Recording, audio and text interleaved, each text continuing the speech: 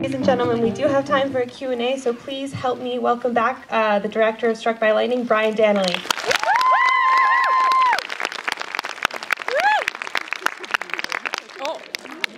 Okay, so we have some mic runners who are going to try and get to everyone, so please keep your hands high and they'll find you if you have a question. Okay. All my questions have been asked. Hi, sorry, my name's Kelly. I was just wondering, what attracts you to the sort of atypical teen comedies like this one and Saved? I think I was atypical teen, and I get a lot of teen scripts, but they're all sort of, run of the mill, and I thought this was kind of awesome. Chris wrote it when he was a teenager, which is really weird. They're usually written by 30-year-olds, so. I don't know. I mean, I like Chris's character in the movie, and then Saved. I went to high school, so I guess I haven't gotten over being in high school yet. I'm trying to get that guy's head out of the way. Hi, I'm just wondering.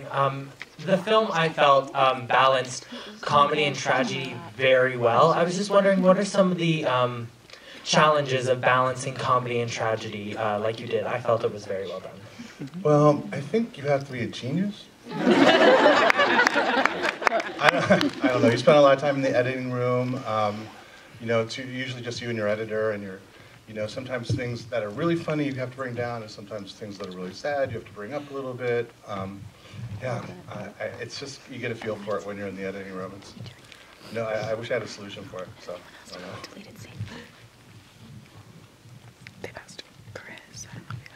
Hi, I was just wondering because I felt like a lot of inspiration was drawn from John Hughes films, and I was wondering if there is anything that you found from John Hughes films that were brought into this film. Well, I grew up on John Hughes films, so I'm sure that I steal a lot from it.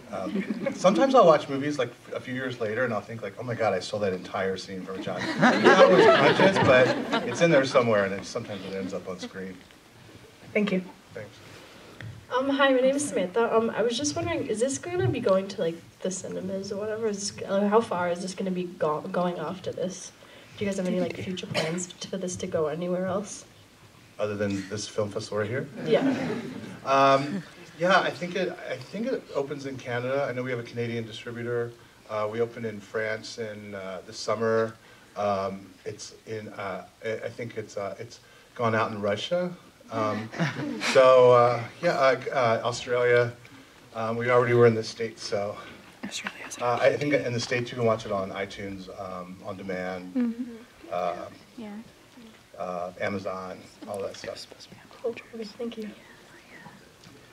You mentioned that the movie was made for a budget of $1 million and quite quickly. If you'd had more time and more money, would you have done things differently? Yeah, the camera would be less shaky. We put everything on a bungee cord, so it all had sort of a bit of the same look, but it drives me crazy every time I see it. I think it works. Any other questions? Any questions? Any hands up? No? Okay, well, I actually have a question. If anyone doesn't have their hand up. But how did this film get started? Was it Chris that approached you when you had written the script? Yeah, they sent me the script. They asked me if my agent said one of the kids from Glee wrote a script. Do you want to read it? And I said no. Thank you. Things are sad, but not that sad.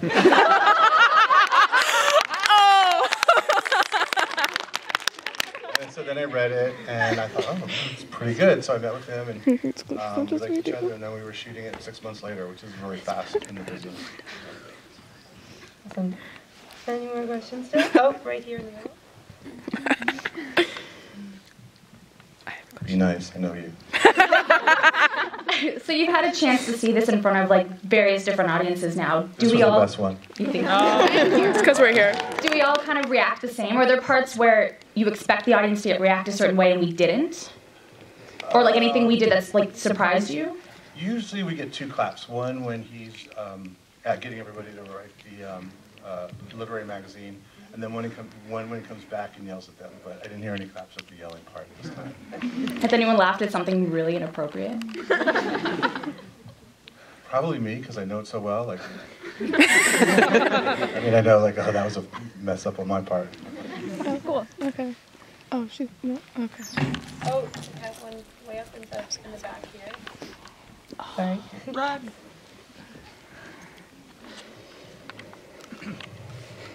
Hi, enjoyed the film. A question: did you ever talk with Chris about the film? Like it starts with him getting hit by lightning, and then at the end it comes back to him getting hit by lightning. Did you guys ever talk about changing the ending where now he somehow escapes death or something like that? Like what was Yes, Chris's we talked thoughts? about it Yeah, briefly. what was his thoughts about him really being hit? I think we opened it with him getting hit really fast so that you forget about it. By the time it happens, you're like, oh crap, that's coming. But he never wanted to end it with him. Oh, I'm alive. It was a bad dream.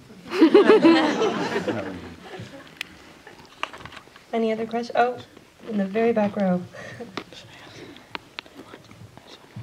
Hi, can you just talk a little bit about why you chose for there to be a death? I didn't. You can blame it all on sorry, Chris. maybe not you, but Chris, or if you know anything about that. Do I know why he chose it? I think he said in interviews that he was coming home from school late one day and he thought if I died here, no one would know for a few days, and what would it be like if I died? But Right here. can you stand up with your pencil costume hat? Do it.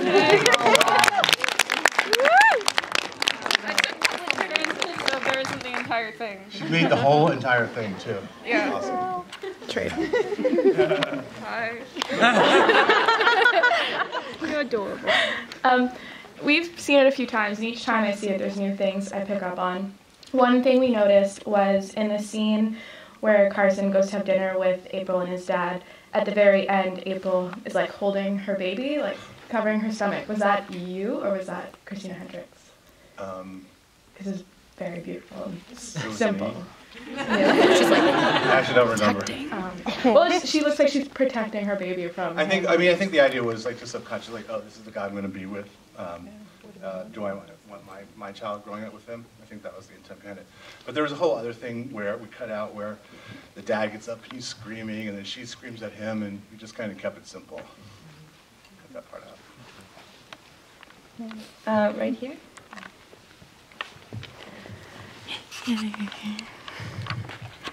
How old were you when you knew you wanted to be a filmmaker? Well, when I was a little kid, I did puppet shows and directed theater, and I did was acting. I did all that stuff, and then I stopped and went into international studies and as an international studies major. And then I made a short film, and I think I was like probably in my 20s when it hit me. It hit late, and then I went from being vice president of my class to failing out. It freaked me out, and then yeah, it happened later. But it was all there when I look back, but I just didn't know what it was at the time. Any other questions? No. Okay. Oh, sorry. Right down here in the front.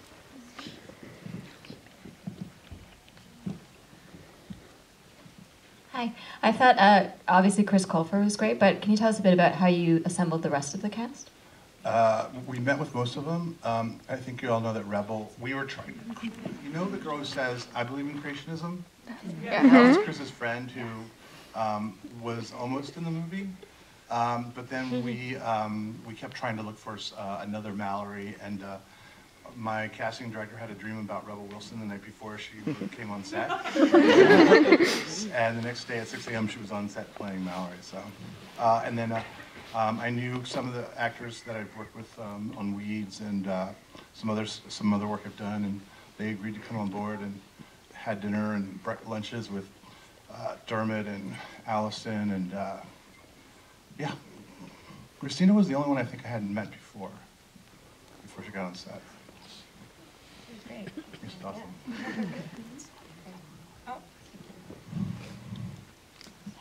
Hi there. So first off, congratulations on doing such a fantastic movie on such a short time scale and a limited budget. I think we all enjoyed it, so yeah, congrats. I have to ask though, the Siegfried and Roy thing where Carson just goes past the washroom and goes right back to hand out that second notification. That was genius. Who was that? Whose brainchild is that? It was actually my idea. The scene was written that they were doing posters. And I said, and I was scared he was going to hate it. I was like, Chris, I have this idea. Since the first time they're together, we see him in the bathroom. Like, what if we? And the sun was going down. It was really fast. I said, what if we have one come out, and then you just know that they're going to be together again. So, yeah. But we had to shoot it really fast. That was. We didn't have a lot of time. And I thought it was a little dirty, but it seemed good. Dirty's good. Thank you.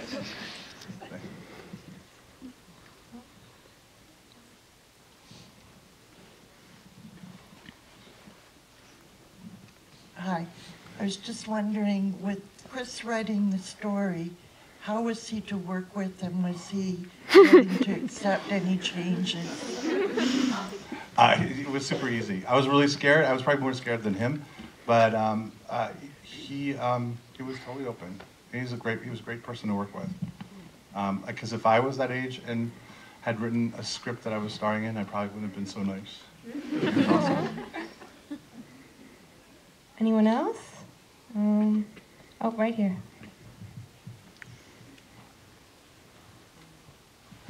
Hi, I guess this is more of a question for Chris, but if given the opportunity... It's been my whole experience. Every festival. But I'd be interested to see your perspective in, if given the opportunity, which character would you explore more? Even if it weren't written in, but how could you explore the other characters a little bit more, as opposed to just Chris's? I'm not sure. I'm not sure I understand what the question is. I'm not sure what you're asking. Like what? Sort of the other minor characters, like the other students' council Right. members. It's like we sort of get to know them, and then I wondered if you had the opportunity or time or more money or something, would you take the opportunity to explore their characters more thoroughly? Yeah, I think it would have been interesting to delve in their backstories a little bit more. Is there one that you were particularly interested in? Or? I'm kind of obsessed with the goth girl. In those pictures with this was my dumb idea because I thought it was funny, but in her S&M pictures, if you look at them, there's a baby crib with a baby in it. I thought there was something like really. Like, you know how you see those photos on Tumblr where someone's trying to take a sexy picture and there's like a baby. So I'm sure like getting into that a little bit more would have been interesting. I think we have time for one more question, so last chance for anyone who wants to ask something. Oh, right. You've done two fairly irreverent high school genre movies now. What's next on the plate for you? An irreverent high school genre movie. So there's one of those, a film called Suckers. There's a horror movie that my writing partner and I are finishing up, and then there's a movie that takes place in New York in the 80s with the Emma Roberts and Rebel that we're just out to cast now, which is kind of awesome. All right, okay. So thank you everyone for coming out today. This was awesome. Thank you so much for coming.